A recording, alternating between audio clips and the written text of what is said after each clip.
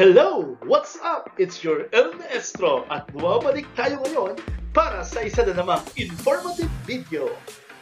Bago natin simulan, ay nais ko munang magpasalamat sa inyo mga kamaestro dahil 5K subscribers na tayo! Shoutout po sa lahat ng mga sumusuporta sa ating channel at solid kamaestro. Maraming salamat po!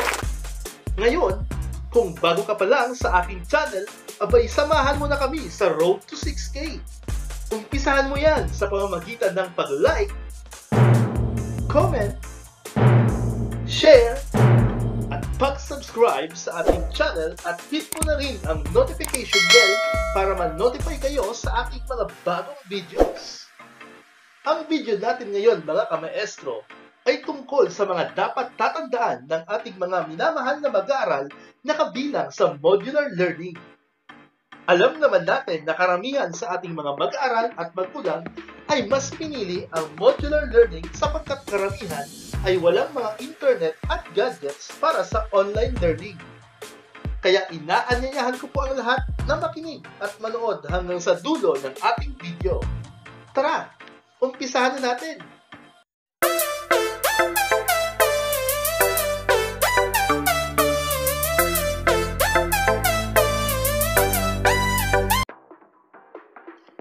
Una, malinis at maayos na lugar.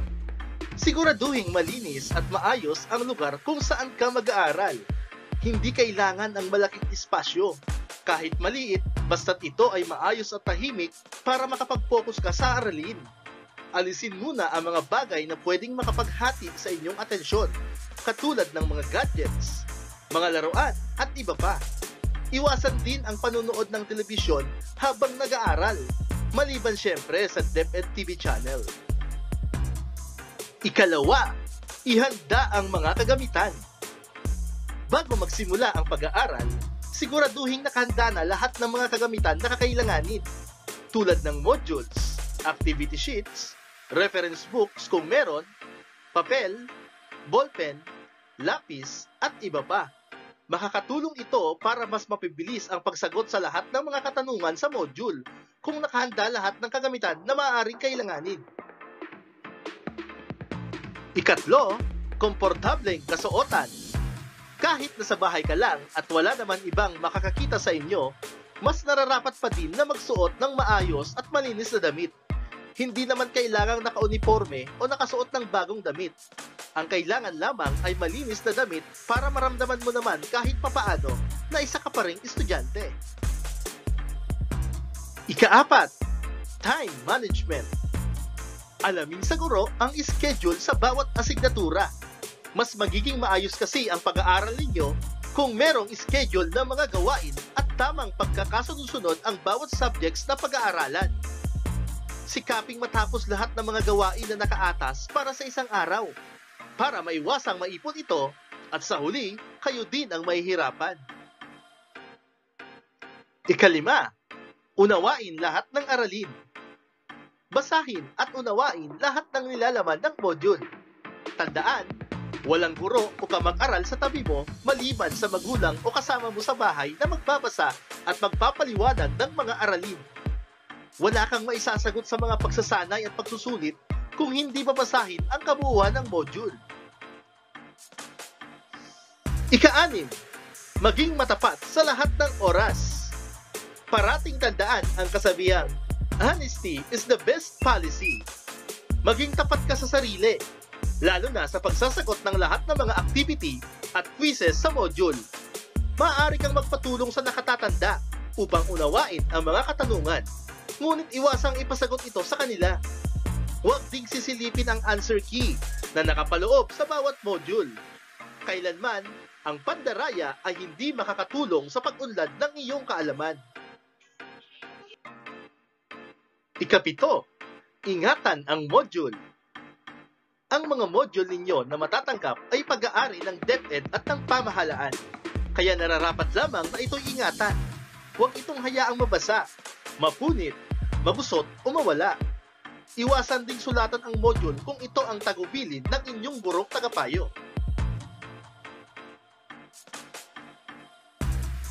Ikawalo, makipag-ugnayan sa nakakatanda sa loob ng bahay.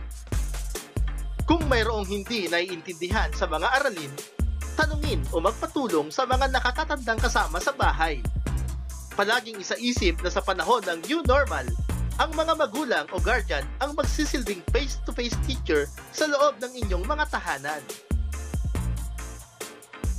Ika-9, makipag-ugnayan sa guro. Sikaping makipag-communicate sa inyong guro upang mabilis ninyong maipapahatid sa kanya ang mga suliranin sa iyong pag-aaral. Lalo na kapag hindi maintindihan ang mga aralin. Kunin agad ang contact number upang ma-text o matawagan kung kinakailangan. Kung maaari, kunin din ang kanilang Facebook o email account. Ika-10, igalang ang magulang o guardian. Ugaliing igalang at sundin ninyo ang lahat ng pinapagawa ng mga magulang at guardian sa oras ng modular learning. Mas magandang ikondisyon ninyo ang sarili na sa oras ng klase, sila ang pansamantalang guro ninyo upang mas mapadali ang pag-aaral. Panghuli, kung gusto may paraan, kung ayaw maraming dahilan. Palaging tatandaan, tayo ay nasa new normal kaya distance learning ang paraan ng pagtuturo. Bawal ang face-to-face dahil sa banta ng COVID-19. Subalit, hindi ito hadlang para matigil ang edukasyon. Tulungan ninyo ang inyong mga sarili para sa patuloy na pagkatuto. Kaagapay ang inyong mga magulang, guro at DepEd. Mga minamahal kong mag-aaral, mga paalaala'y parating tatandaan. Nang sa gayoy, sapat na pagkatutoy ating makamtan. Thank you and good luck! Welcome to School Year 2020-2021. Handa isip, handang bukas! Once again, El Maestro. See you on my next vlog. Bye-bye!